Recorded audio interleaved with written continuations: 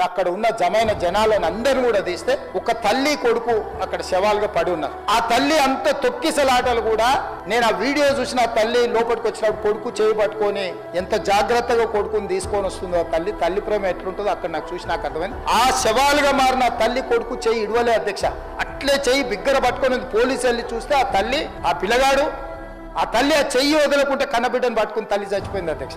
అట్లాంటి సిచ్యువేషన్లో పోలీసులు తల్లిని కొడుకుని హాస్పిటల్కి అక్కడ ఫస్ట్ ఎయిడ్ ట్రీట్మెంట్ చేసిండ్రు. పోలీసులు ఏం డాక్టర్లు కాదు, హుటిన తరలించిండ్రు.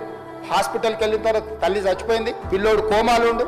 ఆల్మోస్ట్ పోలీసులు పిల్లవాడు కూడా చచ్చిపోయింది అనుకున్నారు. బ్రెయిన్ డెడ్ అయింది, ఆక్సిజన్ అందక ఆ అబ్బాయికి.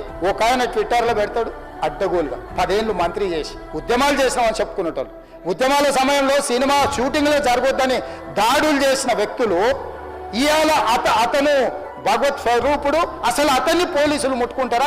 అసలు ఈ రాష్ట్రం ఏమైపోతుంది? రాష్ట్రం ఉంటుందా?